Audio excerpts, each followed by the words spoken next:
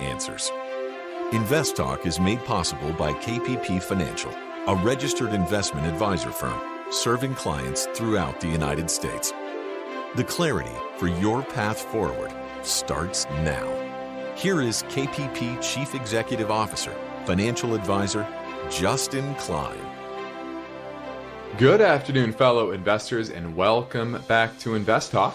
This is our Wednesday, November 9th, 2022 edition, and we are just a couple of weeks away from Thanksgiving, but we are also one day post the U.S. midterm elections, and it was an interesting one.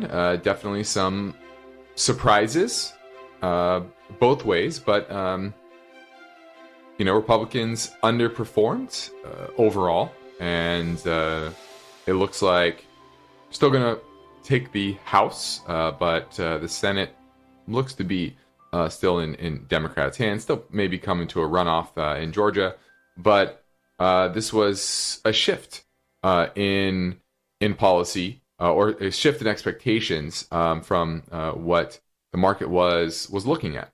And that's why you had a sell-off today. And it was really more of an environment where there's probably going to get more done. The market likes gridlock, and I think they were looking forward to that.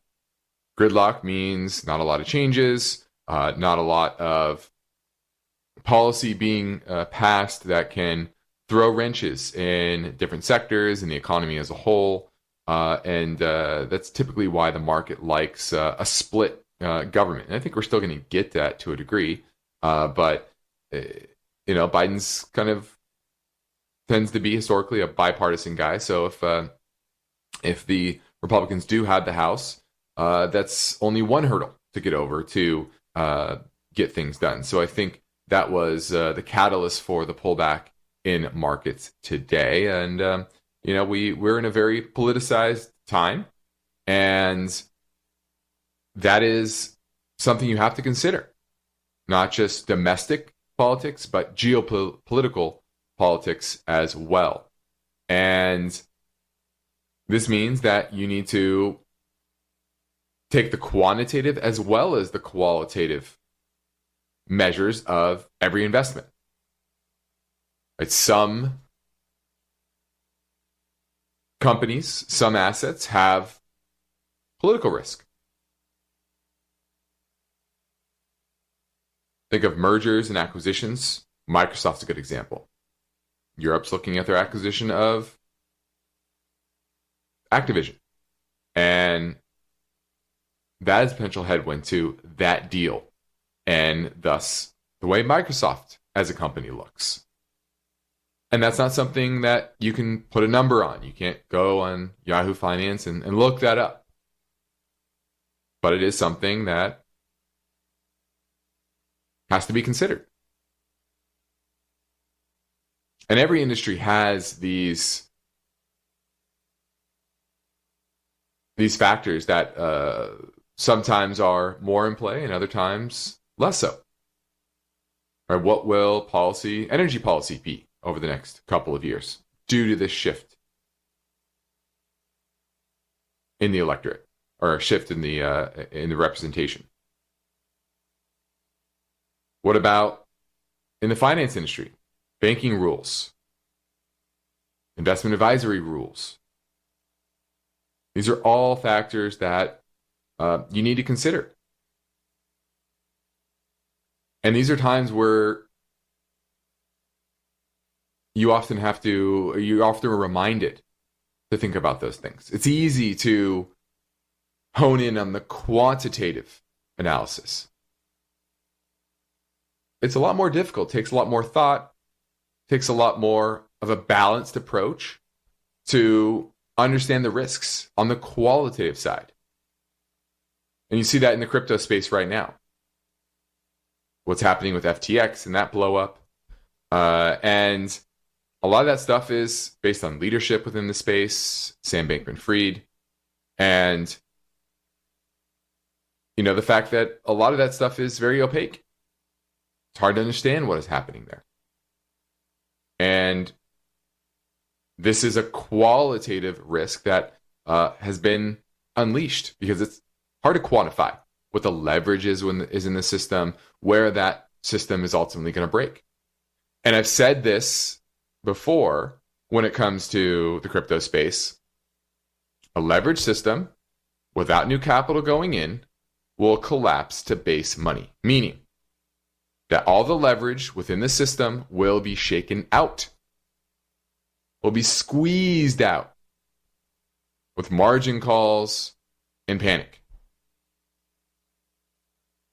And guess what? Just continues to happen over and over again. And so anyone that's surprised by this is just simply not paying attention. Or is just drinking the Kool-Aid without having that balanced approach, that bigger picture analysis of the space. So that's what I'm here to help you understand, is that this is not easy. This is not a one-factor endeavor. I mean, you can't look up one thing and know exactly what to do. And that's why I'm here to answer your questions. So I'm Justin Klein, and I'm here every weekday, along with Steve, to canvass you for the things that are on your mind. And the phone number is always 888-99-CHART, 888-992-4278, so I get through and ask your question on today's show and anytime. Now, my main focus point digs into the dynamics around the Fed and a potential recession, pushing us into a recession. It's going to be big, it's going to be small. Is there going to be one at all? Now, time permitting, I also want to touch on what's happening over in Europe. What does their economy look like in relation to ours? And also, what does government spending look like now in this environment compared to ours? Hint, they continue to ramp up their government spending. We're actually retrenching our government spending overall. I also want to touch on the junk bond market, the corporate bond market. A lot of opportunities there. Why is that? And then lastly, Japanese appetite for treasuries. They've been a huge buyer of treasuries over the years, and that's starting to shift because they're trying to defend their currency. And we're going to talk about those dynamics and why that's very important to the liquidity within the treasury bond market, and thus how that feeds into the cost of capital for the government as well as us in the marketplace. And I also have some voice bank questions to play as well. One on high growth stocks as well as the energy sector. And I've got an email question to try to fit in as well in regards to EBITDA and adjusted EBITDA. So I got this all planned for this episode of InvestTalk. And of course, I'm taking your live calls right now at 888-99-CHART. Now let's take a quick look at the market today. Healthy pullback. The NYSE was down 300 points, a little over 2% after a strong last 3 days in the markets as a whole. The S&P, that was down about 80 points. You had bad earnings out of Disney. That was definitely the weakest large cap today. Tesla also very weak, down 7%. You had Disney, what was Disney down 13%? Or the other big ones? Amazon down 4%, Apple down 3.3%. Just looking at the big movers. AMD down 6%. So that's where the weakness was. Roblox down another 21%, Affirm down 22%. You know, a lot of these high flyers, they continue to just grind and grind lower. And this should not shock you. Should not shock you. Companies that are priced for the growth in the future, when that growth does not materialize in the way that the market is priced in, that's when you get big moves to the downside. And you're starting to see that along. You know, what was interesting is that you had a bad day for growth stocks and rates were down. Short-term rates were down. The 10-year, that was actually flat. The short-term rates were down, and expectations for Fed rate hikes moderated a bit for the next couple of meetings. So that was the market today. A pullback, a pretty healthy one, but nothing that changed the recent uptrend that we starting in early October. Now we're heading into a break. and I welcome your finance and investment questions right now. No question is too simple or too complex. And guess what? You set the agenda. So give us a call on InvestTalk at 888-99-CHART. Why do listener questions make InvestTalk better? Which of these would you recommend? Because each caller presents fresh questions in their voice. I was curious if you still think aluminum has a ways to go from here. When do I know the right time to take profits? Should I be looking for an exit? Should I be holding here? And listeners instinctively realize that InvestTalk uniquely offers a welcome dose of investing satisfaction. I think you have a terrific show, and I've learned a whole lot. Hey guys, love your show. I've been listening for several years now, and I've learned a lot. Justin Klein and Steve Peasley understand what investors need and want. I would look at it from a tax perspective. If there's no tax implications, move on, find better ways to use that money. I'm going with the odds. I think a half position now would at least get you in it and get you watching it so you won't lose track of it. Don't forget to call InvestTalk, 888-99-CHART. This is InvestTalk. Is your portfolio balanced? Is it optimized? Is it delivering the types of gains you want and need to achieve financial freedom? Well, turn up the volume because there are many questions that deserve unbiased answers. And Justin Klein is here now, ready to take your calls live. 888-99-CHART. This is for Justin or Steve. This is Andrew from Atlanta. My question is, I have a lump sum, and I'm trying to figure out what to put it in. I come across DFMIX, which is an ETF, and I was kind of looking at the portfolio. I like where it's at. I'm curious if I could please get your analysis on this. If I just put a lump sum into this, am I diversified enough? Just put it in there, let it ride, see how it goes? I'll be listening for your advice. Thank you. All right, this is a mutual fund, not an ETF, DFMIX, the Davidson Multi-Cap Equity Institutional Class Fund, and it says about 48 different names, so it's relatively concentrated, which I kind of like that. It is a large cap blend fund, so there's some growthier names, there's some value type names. The top holdings would be Apple, Amazon, Microsoft, Alphabet, and Cigna Health. And then Goldman Sachs, Chevron, Eaton Corp, Walmart, and Starbucks. Those are the top 10 holdings. It does lean a little bit on the growth side, so I don't like that. But I like that its top holding is Apple. Of the large cap tech names, Apple is, to me, the clear long-term better and best investment of all of them. And it's kind of showing its mettle right now, where all the other ones are in a strong downtrend. Now, are you diversified? Well, you're diversified within large cap, right? You get some growth, you get some value, you get a blend of them, but it is still leaning on the growth side, which I don't like. I would rather you have some exposure to mid and small cap. You really don't have much exposure there with this fund, even though it's called a multi-cap fund. It's really just a large cap fund. And I would encourage you to gain some of that exposure, because I've said this many times. These are a record. Now it's been worked off a bit, but it's still near record highs of the difference between the value of the multiples that large caps are trading at versus small caps. So you're getting much better opportunities in the small and mid caps versus the large cap names. So I would encourage that. And this is all domestic stocks. You're getting very little exposure to foreign markets. And I think there's some opportunity in foreign markets as well, with where the dollar is right now and how weak those other currencies are. So I think I would want to gain some exposure there. Ultimately, this would be an aggressive investment as well. So you're talking about all equities. Do you want to be more moderate? That would probably include some sort of bonds in the portfolio, and include maybe a strategy that hedges using options, whether that's covered calls or other strategies. So there's other ways to lower that risk as well.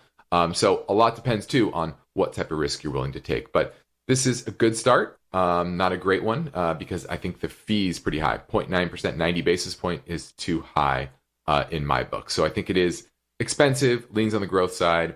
Wouldn't be my first choice, but it's a decent one because it has pretty good performance long term. Now, it's a fast-moving Wednesday. The market is constantly changing. You must have a finance and investment question that you'd like answered. Well, I'm here. And you set the agenda. So give me a call now on InvestTalk, 888-99-CHART.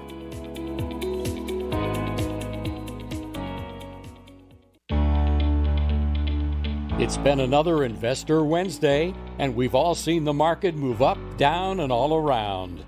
It's called volatility, and you'll have investment and finance questions for Steve and Justin. They welcome your calls now. InvestTalk, 888-99-CHART. Let's go to Richard in the Bay Area looking at GSM, which is Ferroglobe. Am I saying it correctly? I think so. Okay. If you know, I would. Yeah, thanks for taking my call. I like this one because it's a materials company and mining company, and it's small cap, so it's probably more volatile. And hopefully, I catch it at the right time. But I don't like about it, and I like also its lower geopolitical risk. I think from what I read. What I don't like about it is Charles Schwab says the profitability is low, but then when I look at the margins, they look reasonable, and then it didn't make money, but it's expected to do so in the future. So was wondering what your thoughts are. Well, you're right. It is expected to make money. In the last 3 quarters, it has, and in a big way. It's done very well. Its margins have expanded significantly, and I'd have to figure out exactly why that is. Does that have to do with Russia, and maybe there's not a competitor? Is there a competitor being taken off market there that's allowing them to expand their margins? Because historically, their operating margins are not very good. Right now, they're 21%, trailing 12 months, but they were briefly positive for 2017 and 2018, but 2019 and early 2020, it was negative pre-pandemic. So, historically, this has not been a company that has great earnings. But I do like the place that it's in. It's in the especially metals industry. It produces silicon metal and silicon and manganese-based alloys, and it serves customers in the solar industry, iron factories, etc. It has business both here in North America, Europe, as well as South Africa. And so I like the business that it's in. I just don't like the profitability trends longer term. And I'm afraid that this recent boost in profitability is more of an anomaly. I'd really have to dig into that, see why are they earning such high profits? Is this something that is a flash in the pan like it was in 2018? Or is this more of a structural thing where suddenly they're now the leader within the industry, or there's a new line of business that they got into that's super profitable, whatever that is. So I'd have to dig into that. Technically, not looking good. It's making a series of lower highs and lower lows. It's in a downtrend, not a strong one, but certainly in a downtrend. So there's nothing on the charts that's telling me, oh, this is an exciting name to get into. So I just have to do more work. These smaller cap names, sometimes you have to do that, and if they're earning well above their previous trend, you really have to understand why that is, because oftentimes that can be just a flash in the pan. So I'm passing on GSM until I answer that question. Thanks for the call. Now, my focus point digs into the dynamics behind this question. Could the Fed be pushing the economy into a recession? And the JP Morgan Asset Management chief strategist said on Tuesday that there still is a possibility to avoid a severe economic downturn because of Fed rate hikes. And the bigger question, though, is yes, it's possible, but we all want to know what is most likely. No one knows the future for sure. But, he says that you might ultimately reduce prices, but it's probably going to set off a recession. And about 100% of CEOs say that, and 70% of economists believe that we're going to go into a recession next year. He puts the chances at 35%. I would probably be closer to the 70% camp. Now, once again, I've hit on this many times, and I want to hammer the point home, is that most generals fight the last war. And when you're investing in markets and you're thinking of the economy as a whole, most people think of recession as the last war. What was the last recession? Well, it was a financial crisis. It was a time when banks stopped lending because they were becoming insolvent, because they were poor lenders after a while, before the recession. And so the bigger question will be is, how bad will this recession be? Because it's very unlikely to be that type of recession because of where bank balance sheets are and their lending practices. Now, inflation is going to come down. You're getting the CPI report tomorrow, and according to Paul Krugman, he thinks that inflation is roughly about 4% year over year. He's looking at things like slowing wage growth as well as declining rental prices, and the CPI data is typically very lagged. And so he thinks a soft landing is certainly possible because we'll get down to modest inflation before the Fed pushes us over the brink. And I think we're somewhere in the middle. I don't think a soft landing is going to happen. I think you're going to see a recession similar to 2000 to 2002, with an added layer of a weak housing market. Because then, 2002, the Fed was lowering rates. Now the Fed, is keeping rates relatively elevated. And so, is it going to be worse than 2000, 2002? Probably. Especially for housing prices. But there weren't a ton of job losses then. Now, and I think that'll be the same now. It'll be more concentrated in the finance industry and the tech industry, just like it was back then. But not in your blue-collar industries. I think that will remain robust. So I think it'll be a mild recession in the early part of next year. Now we're heading into a break, so give me a call at 888-99-CHART. There's one thing every successful small business owner knows. Finding and hiring the right people is very important. So they want to be 100% certain that they have access to the best qualified candidates available. That's where LinkedIn Jobs is essential. LinkedIn Jobs helps find the right people for your team faster and for free. It's easy to create a free job post on LinkedIn Jobs. To spread the word that you are hiring, add your job and the purple #hiring frame to your LinkedIn profile. And with LinkedIn Jobs, simple tools like screening questions make it effortless to focus on candidates with just the right skills and experience, so you can quickly prioritize who you'd like to interview and hire. This is why small businesses rate LinkedIn Jobs #1 for delivering quality hires versus leading competitors. Listen, you want to finish the year strong, and adding the right team member, the right hire, might help you do that. LinkedIn Jobs helps you find the qualified candidates you want to talk with faster. Post your job for free at linkedin.com/invest. That's linkedin.com/invest to post your job for free. Terms and conditions apply. You made it. Here, finally. Checked out of office to check into the sweet views of that place you've always wanted to go. You know the one. It's nice. Even the kids like it. This place is so cool. And they never like it. Mom, can we go to the pool? Look at that. Not even asking for the Wi-Fi. When you're with Amex, it's not if it's going to happen, but when. American Express. Don't live life without it. Robinhood is an investing platform that helps serious investors with their financial goals by giving them the tools to run their money on their terms, so you can make power moves in your power suit, even if that power suit might be fuzzy slippers or an oversized sweatshirt. But hey, that's what makes you you. Run your money with Robinhood. Learn more on Robinhood.com/podcasts. Stocks and ETFs offered by Robinhood Financial LLC. Member SIPC. Crypto offered by Robinhood Crypto LLC. All investing involves risk.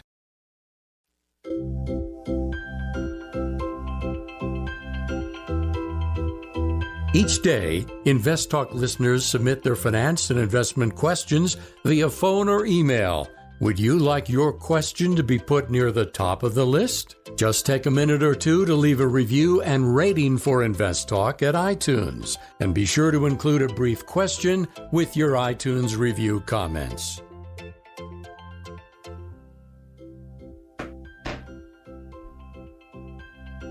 Now, on the next InvestTalk, the story behind this question: how could the FTX token lose 80% of its value overnight?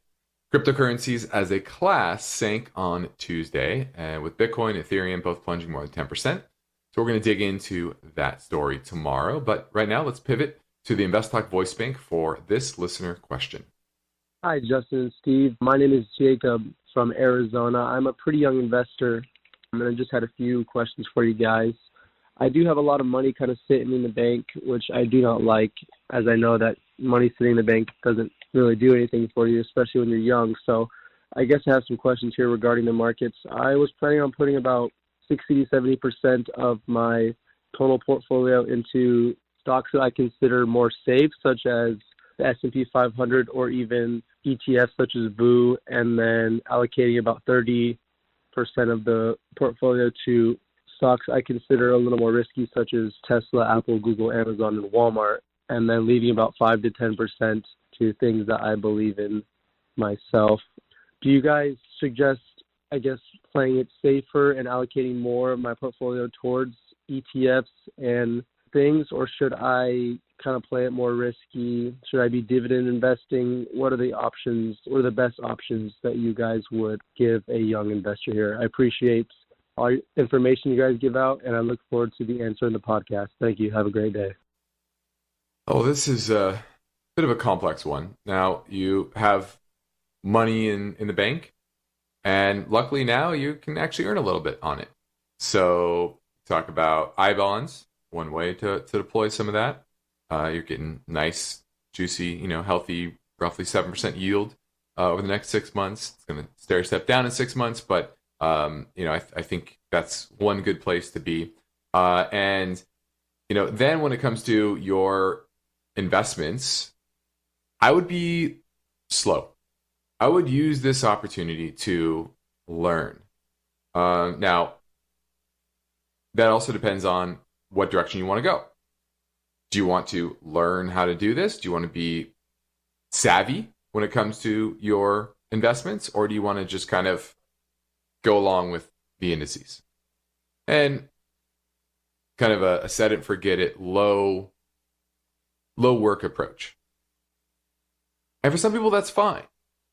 If you don't have the time, the data, the discipline, the expertise to do it yourself, there's nothing wrong with creating a diversified, index strategy. Not going to be great, especially in this environment, because of the way the S&P and the broad indices are set up, leaning on growth over value, leaning on tech stocks over, hard assets like energy and commodities. But that's often better than making rash emotional decisions based on what most people do, which is hearing an idea from their cousin, seeing an idea on TV, reading it in the newspaper, reading an article online, whatever, without a rhyme or reason. And that's usually when people get in trouble, when they don't have a rhyme or reason for their strategy. So, if you want to start to have a rhyme or reason, you want to learn, I would encourage individual stocks. Now, definitely wouldn't invest in Tesla. I know you mentioned that. But focus on companies and business models that you understand. And don't just stick with the large cap names. Learn about different sectors. Learn about companies in small, mid-cap space. A, because longer term, just better returns. And B, especially right now, much better values in that space as well. So what I would say is be slow, earn some money on your cash, and slowly get into the market. You don't need to put all to work, and you need to figure out what direction you want to go. Do you want to be an indexer, or do you want to be more active, more hands-on, more savvy? Both directions are fine. it just takes a different tact. It's a different path to get where you want to go. You'll get there faster with the indexing approach, take you longer with the more savvy approach, but I think you can do better if you stick with it. So I hope that helped. Now, from time to time, we receive email questions. This one came in from Drew. It says, please take a few minutes to talk about EBITDA versus adjusted EBITDA. Which one is something that commands more attention? Is there financial chicanery in the numbers? How much weight do you put into these numbers? Now, first off, what I want to say is every even accounting metric, GAAP accounting metric, has its caveats and its dynamics that you need to understand. Well, that's EBITDA, cash flow, earnings, net income, return on equity, return on assets. You need to know where they come from and how they're derived in order for you to understand really what to look out for. EBITDA in a software business is very different than EBITDA in a real estate business. Why? Because of depreciation, amortization, and how those aspects impact that number. What is realistic? What's not? So that's first off. Now, second, you're talking about EBITDA versus adjusted EBITDA. And you'll see this a lot in earnings announcements. They'll be, this is the GAAP EBITDA. GAAP is generally accepted accounting principles, meaning they didn't make this up. They followed the rules of GAAP and they came up with this number. Adjusted EBITDA is something they basically made up. Now, sometimes they adjusted it rightly so, because there are one-off items that can impact that number. Other times, they're just adjusting to make things look rosier. I think of WeWork. I remember they came up with a metric called community adjusted EBITDA. It was a complete bunk process of how they came up with that number. And as you said, there's a lot of financial chicanery that happened with community adjusted EBITDA. But just standard adjusted EBITDA also can have that as well. You just need to know how they adjusted it. And that's in the footnotes of the reports. Takes a little work. So I'm always very skeptical of adjusted EBITDA or any adjusted number that isn't GAAP, unless I really dig into the details and agree with what that is. And I want that to be a one-off thing, not something they're constantly doing every single earnings report. Unfortunately, it's not simple. I know everyone wants something simple and straightforward. They want a quick and easy answer. Especially when you get into earnings reports and large company balance sheets and accounting metrics, it can be quite complex. That's why, taking the CFA is challenging. Because you have to learn those type of things and go through that process. So, I wouldn't trust adjusted EBITDA. Thanks for the call. Now let's grab in another caller question from our anytime listener line, which never closes at 888-99-CHART. Hey, Justin and Steve. Rob here from Wisconsin. Thanks for the show and thanks for the education you provide us all. I was wondering if you could give me your opinion on Lumen Technologies, L-U-M-N. I have it in a 401k, long-term hold. They announced cutting their dividend completely. Is this company a hold still or buy or sell? Just curious what your opinion is now with the announcement. Thanks, guys.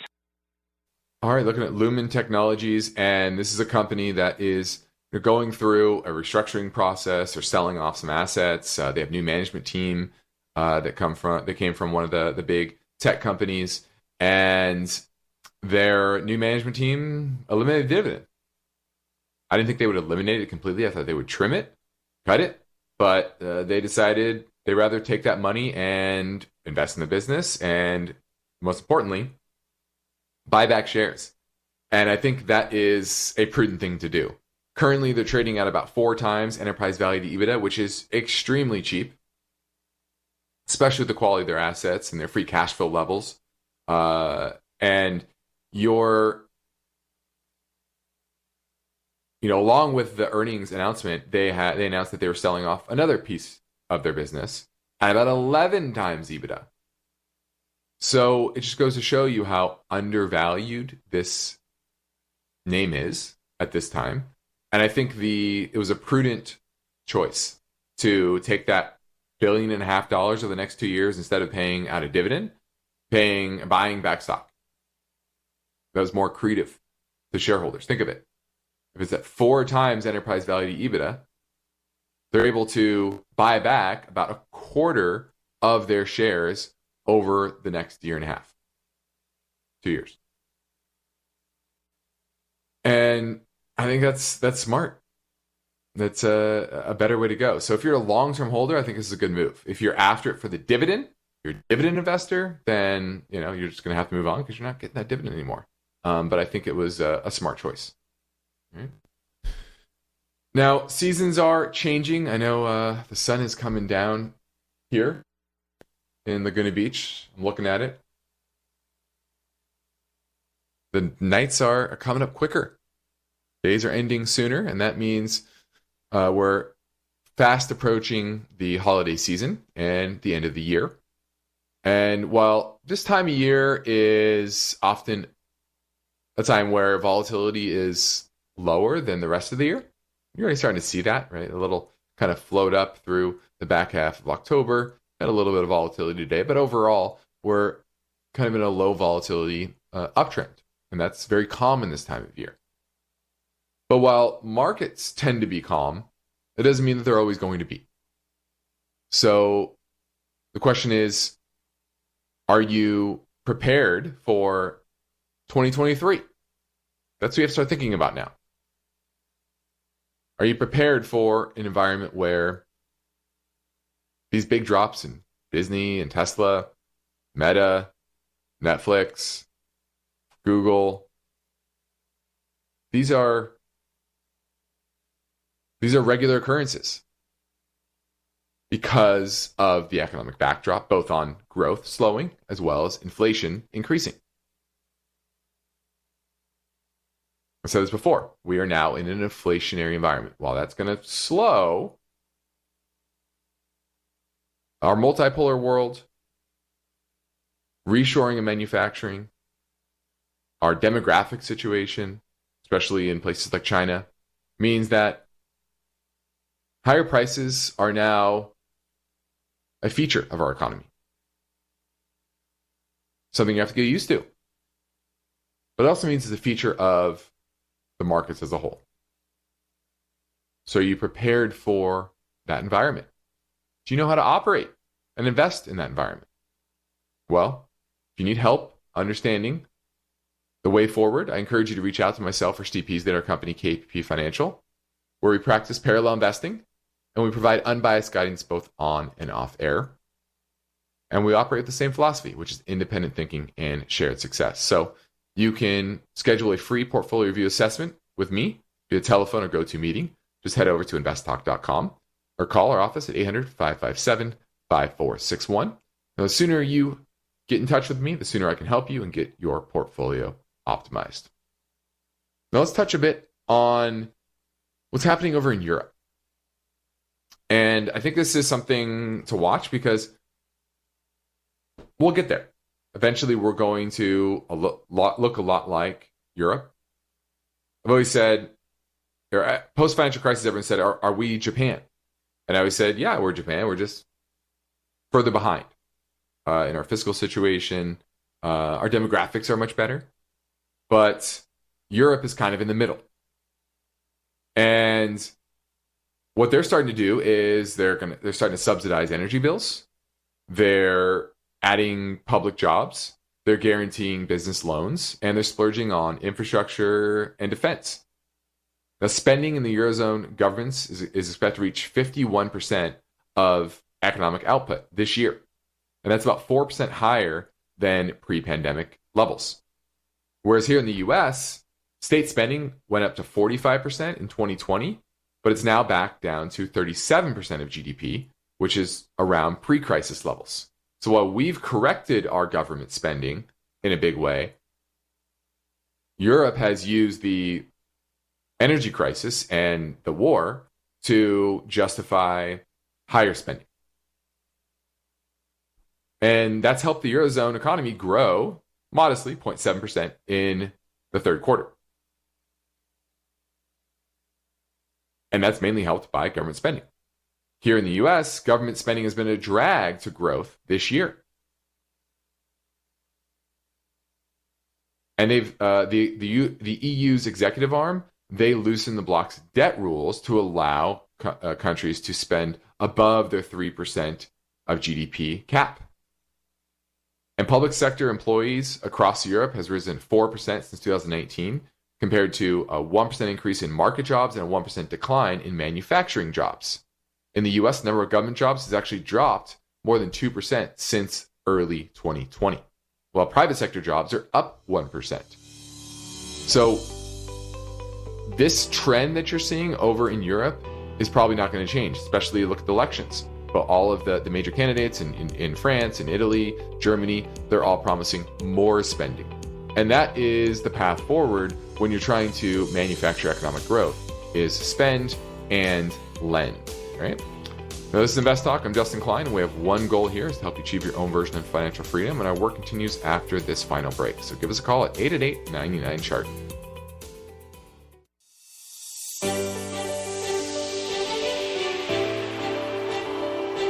The stock market is volatile. It's constantly changing. So how are you positioned? Is your portfolio properly balanced, or are you taking unnecessary risks? You can get guidance anytime for free if you go to investtalk.com and take the brief Riskalyze quiz. Hi, Duncan from New York. Thank you for all that you do. Following up on a question that a previous caller had about energy stocks. So same with him. I am making some good profits off of some energy such as XOM.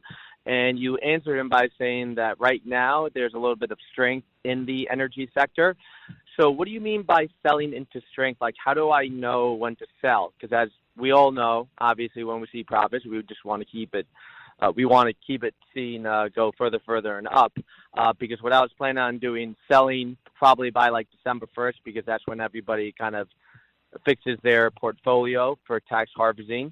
And my second question is, for next year, do you think the energy sector and what other sectors would probably perform well as too? So I'm looking forward to the answer, and have a great day. Bye. Well, I think anything that's more of a hard asset, commodities, basic materials, energy, those are going to continue to perform well because of what's happening in Russia being cut off with from the global economy, and over time the supply there is going to dwindle, and the global demand for resources is only going to increase. So I think that's still a good place to be, medium long term. Now, when should you trim? Trimming into strength, and this is more technical than anything, especially when you're in an uptrend. But what I would use is the 50-day moving average. And what I mean is, if it's too far away from the 50-day moving average, and you see that, I can look at the ExxonMobil chart, for example, where price surges and you have quick returns over a short period of time. This happened in May when Exxon went in early May from 85, and it hit a high by early June of about 105. So up $20 in the span of a month. And what did it do? It was pretty far away from the 50-day moving average. 50-day at that time, when it peaked out, was down around 90. So it was about $15 above its 50-day moving average.